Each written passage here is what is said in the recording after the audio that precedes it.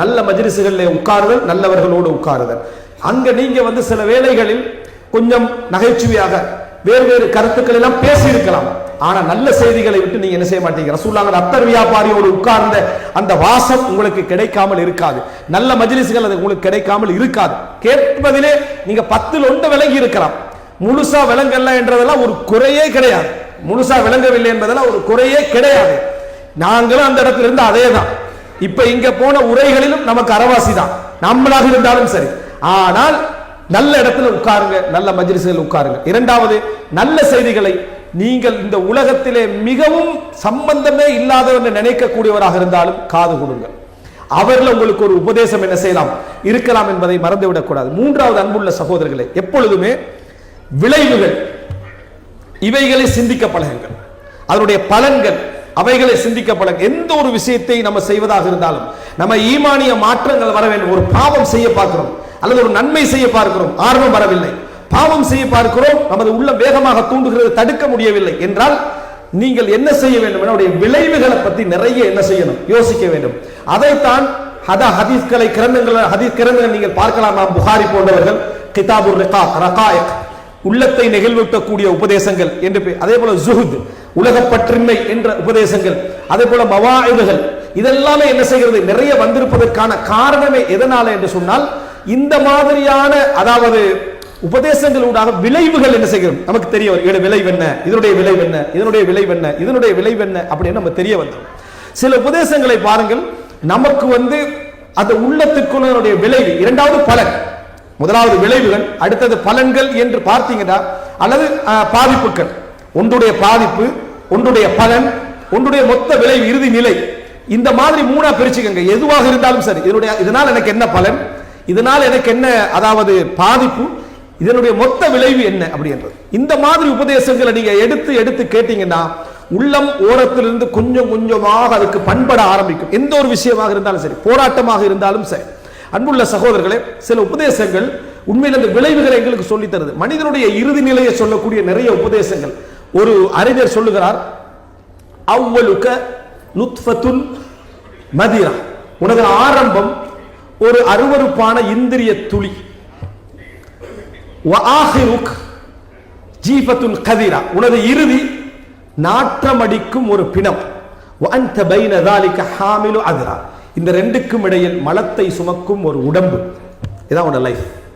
டோட்டலாக நீ எடுத்துக்கொண்டேன்னு சொன்னா உன்னுடைய ஆரம்பம் இப்படி, உனது இறுதி நிலை எப்படி, இந்த ரெண்டுக்கும் இடையில் நீ மலம் சுமக்கும் ஒரு உடல். இவ்வளவுதான். என்னதான் மனிதன் இவ்வளவு விஷயங்களை கேட்டுவிட்டாலும் சில சுருக்கமான உபதேசங்கள் டோட்டல் லைஃபை என்ன செஞ்சிடும், சொல்லிவிடும். இமாம் இப்னுல் ஜௌஸி ரஹிமஹுல்லாஹ் அவர்கள் கடந்த கால அறிஞர்களுடைய உபதேசங்களில் ஒன்றாக சொல்லி காட்டுகிறார்கள். ஒரு மனிதன் எப்படிப்பட்ட சுருக்கம், அவனுடைய பலகீன, மிஸ்கீன் இப்னு ஆதம், ஆதமுடைய மகன் மிகவும் பலகீனமானவன். ஏன் தெரியுமா? துன்தினுஹு அர்கா, துன்தினுஹு அர்கா வ துலிமுஹு பக்கா. அதற்கு பின்னால இறுதி வார்த்தை என்னன்னு சொன்னா வ தக்துலுஹு ஷர்கா. ஆரம்பம் அவனுடைய மனிதன், அவனுக்கு வரக்கூடிய வியர்வை அவனை நாற்றமடிக்க செய்கிறது. ஒரு மூட்டை பூச்சி என்று சொல்றமே, அது அவனை வேதனைப்படுத்துகிறது. ஒரு சாப்பாட்டு கவலம், ஒரு தண்ணீர் மிடர் அவனை கொன்று விடுகிறது. இவ்வளவு பலகீனம் பாருங்க. துன்தினுஹு அர்கா வ துலிமுஹு பக்கா வ தக்துலுஹு ஷர்கா என்றார். சிம்பிளா யோசிச்சு பாத்தீங்கன்னா, உடைய ஆரம்பம் என்ன செய், சாதாரணமான வியர்வை உன்னை நாற்றமடிக்க செய்கிறது. ஒரு மூட்டை பூச்சி உன்னை வேதனைப்படுத்து, உன்னால ஊட்டையே கொளுத்துற லெவலுக்கு என்ன செஞ்சிருது, உன்னை ஆக்கிறது. இறுதி நிலை, ஒரு மிடர் தண்ணீர் கொஞ்சம் நமக்கு அடித்து விட்டாலே நம்ம என்ன செஞ்சிடும், உயிர் போகின்ற அளவுக்கு நம்ம மாறி விடுகிறோம். இதுதான் உன்னுடையது. இதற்கு மேல நீ பெருமை அடிப்பதும் நீதான் என்று சொல்வதும், என்னை விட்டால் ஆள் இல்லை என்று நடந்து கொள்வதும் இருக்கிறது. நீ யார், எந்த நிலையில் இருக்கிறாய் அப்படின்னு பார்த்து என்ன செய்கிறது, சொல்லப்படுவதை நம்ம பார்க்கிறோம். எனவே அன்புள்ள சின்ன சின்ன உபதேசங்கள், இது போல சில அறிஞர்களுடைய சின்ன சின்ன உபதேசங்கள் என்ன செய்யும், நம்ம வாழ்க்கையை மாற்றிவிடும். இப்னு அகீல் ரஹிமஹுல்லாஹ் அவர்கள், அதாவது இந்த ஒரு ஜனாஸ், அவர் ஹம்பலி மதத்தை சேர்ந்த மிகப்பெரிய அறிஞர். ஒரு அவருடைய மகன் அகீல் என்ற அவருக்கு ஒரு மகன் இருந்தார். அவருக்கு அகீல் என்ற ஒரு மகன் இருந்தார். இந்த இப்னு அகீல் ரஹிமஹுல்லாஹ் அவருடைய மகனை நல்ல விரும்பி ஒரு பெரிய ஒரு அறிஞரா வரணும் என்று சொல்லி அவரை உருவாக்கி கொண்டு வந்தார். அவர் மரணிச்சார் சின்ன வயசுல. மரணிச்ச உடனே அவருக்கு சரியான ஒரு வேதனை. இப்ப ஜனாசா மையவாடியில வந்து அவரை அடக்கி முடிஞ்ச உடனே ஒரு மனிதர் என்னது வேதனையில என்ன சொல்றாருன்னு சொன்னா, அதாவது யா அய்யுஹல் அசீஸ் சூரா யூசுஃபோட வசனத்தை ஓதுறாரு. அதாவது அந்த பின்யாமீன் அந்த எகிப்துக்கு போன டைம்ல இந்த புள்ளை எடுத்து வச்சிருவாங்களே, எடுத்து வச்சுட்டு இப்ப நீங்க அவருக்குரிய இன்னொரு சகோதரரை அழைச்சிட்டு வாங்கன்னு சொல்லுவாங்களே, அந்த வசனத்துல வரக்கூடிய வார்த்தையை ஓதுவாரு. அதாவது யா அய்யுஹல் அசீஸ் தலைவரே, பொருளாதாரத்துக்கு பொறுப்புள்ளவரே, இன்ன லஹு அபன் ஷேഖன் கபீரா ஃபஹுத் அஹதனா மகானா இன்னா நராக மினல் முஹ்சினீன்.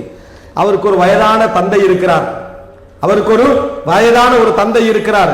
எங்கள்ல ஒருவரை இதற்கு பகரமாக எடுத்துக்கொள், எங்கள்ல ஒருவரை இதற்கு பகரமாக எடுத்துக்கொள், நீ உபகாரம் செய்கின்றவர்களில் மிகச் சிறந்தவனாக பார்க்கிறோம் என்று சொல்றார். அப்ப என்ன சொல்றாரு, அதுக்கு பதிலா என்ன எடுத்திருக்கலாம் என்று அவர் மிகப்பெரிய வயதானவராக இருக்கிறாரு, புள்ள நல்லா வரணும் நினைச்சாரு அப்படின்ற வார்த்தை சொல்றாரு. உடனே இப்னு அக்கீல் ரஹிமஹுல்லா அவர்கள் மக்கள் எல்லாம் அழுதுட்டாங்க மஜ்லிஸ்ல. அந்த வசனத்தை கேட்ட உடனேயே அந்த புள்ளையுடைய இழப்பின் காரணமா எல்லாரும் அழுது விட்டார்கள். இப்னு அக்கீல் ரஹிமஹுல்லா அவர்கள் சொன்னார்கள், அல் குர்ஆன் லிதஸ்கீரில் அஹ்ஸான் லைஸ லிதஹீஜிஹா. அல் குர்ஆன் கவலைகளுக்கு ஆறுதலாக வந்ததே தவிர கவலைகளை கிளர்ந்தல செய்ய வந்ததல்ல அப்படின்னு என்ன செய்யாரு பதில் சொன்னார். அன்புள்ள சகோதரர், ஒரு சின்ன உபதேசம் எப்பொழுதுமே கவலைகளை தூண்டி விடுகின்ற அமைப்புல என்ன செஞ்சிடக்கூடாது, நம்ம எதையும் பயன்படுத்தி விடக் கூடாது என்ற ஒரு உபதேசம் கிடைக்குதா இல்லையா? இந்த உபதேசம் வாழ்க்கையில் என்ன செய்யும் தெரியுமா, நம்ம பலருடைய உற்சாகத்துக்கு காரணமாக அமையும். ஒரு உபதேசம் எப்படி வேலை செய்யும் என்பதற்காக சொல்கிறேன். உண்மையில என்னை சுற்றி இருக்கக்கூடிய பலர் அனுதாபிகள், ஆனா நம்ம இரக்கம் உள்ளவங்க நினைப்போம். இரக்கத்தின் காரணமாகத்தான் வருகிறது, ஆனா அனுதாபிகள். ஒரு மனிதன் துவண்டு போயிருப்பான், அவர்கிட்ட வந்து என்ன சொல்றதுன்னா, என்ன செய்ய வாழ்க்கை இப்படியே போயிட்டு இருக்குது, இதுக்கு அப்புறம் நம்ம இங்கே இருந்தும் வேலை இல்லை, நம்ம ஊருக்கு தான் போகணும். அவர் இன்னும் டபுளா உடைஞ்சிருவார்.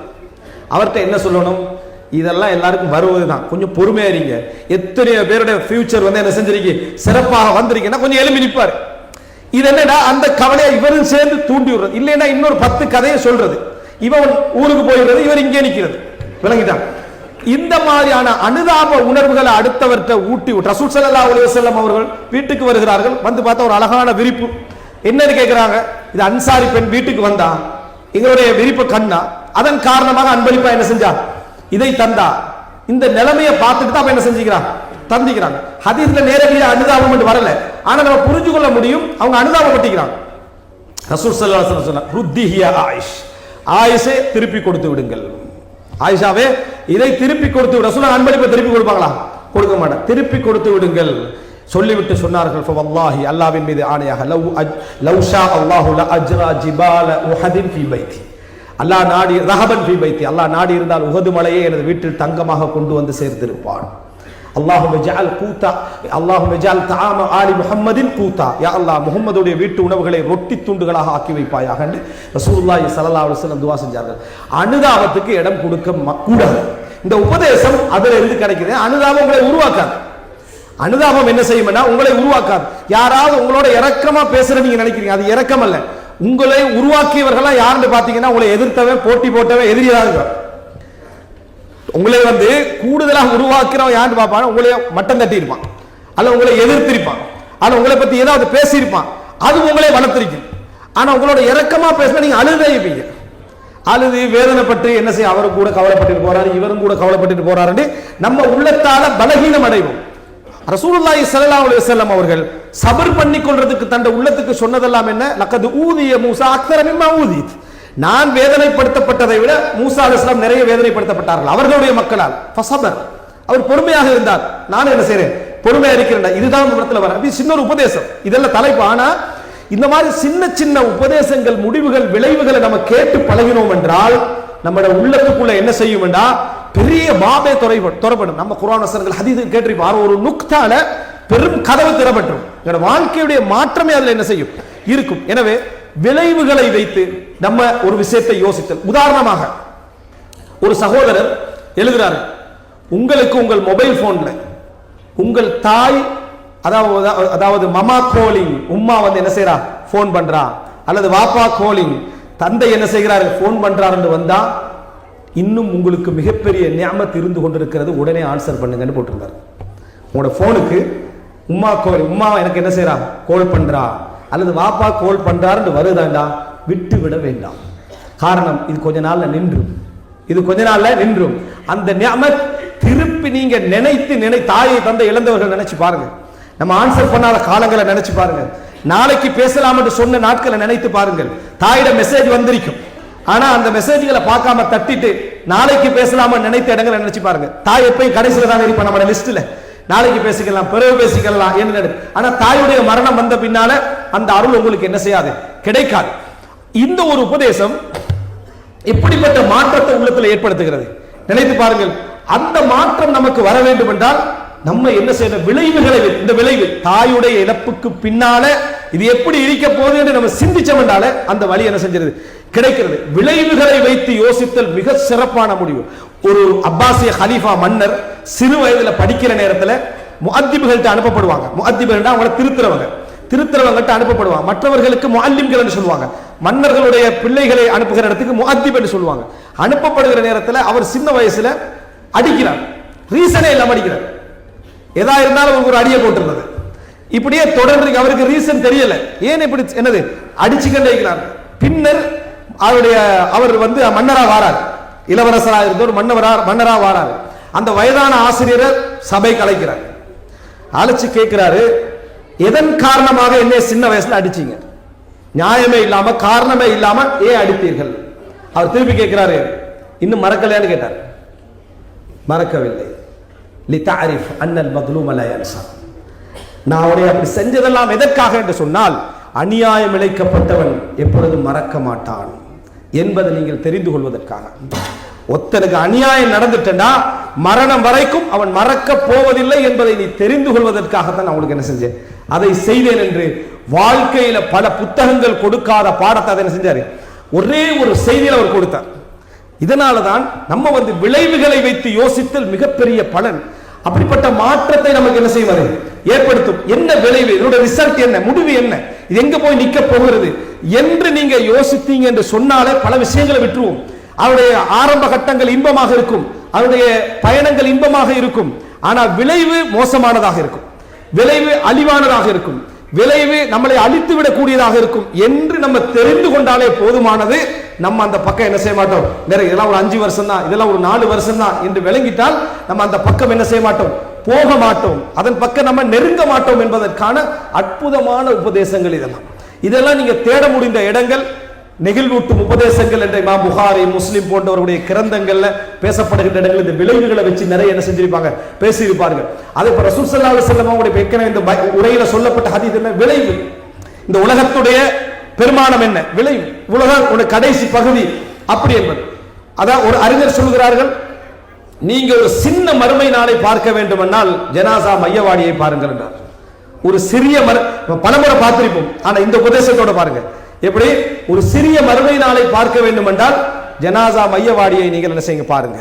என்ன காரணம், எல்லோரும் சமமாக இருக்கும், எல்லா எலும்புகளும் சமமாக இருக்கும், எல்லா உயர்தரவன் தாழ்ந்தவர்கள் எல்லோரும் சமமாக இருப்பார்கள். வெட்ட வழியாக இருக்கும், காய்ந்து போன இடமா இருக்கும், பெருமானங்கள் இல்லாத இடமாக இருக்கும், நம்ம நிற்பதற்கு அஞ்சக்கூடிய இடமாக அதை என்ன செய்யும் இருக்கும். விளைவுகள் சகோதரர், எந்த ஒரு விஷயத்திலும் இறுதி அவர் எப்படி சொல்கிறார் என்ற விஷயங்கள், அதனுடைய பலன்கள், அதனுடைய பாதிப்புகள், இந்த அடிப்படையில் நம்ம எல்லா விஷயங்களையும் யோசிக்க ஆரம்பித்தோம் என்று சொன்னால் நம்மிடத்துல மாற்றத்துக்கான அசைவுகள் ஏற்படும். மாற்றத்துக்கான இந்த விஷயத்தில் நம்ம இப்படி நடந்து கொள்ள வேண்டும் என்ற அசைவுகள் ஏற்படும். இல்லை என்று சொன்னால் இந்த மாற்றம் என்றாலே என்னென்று தெரியாத அமைப்பில் நம்ம இருந்து விடுவோம்.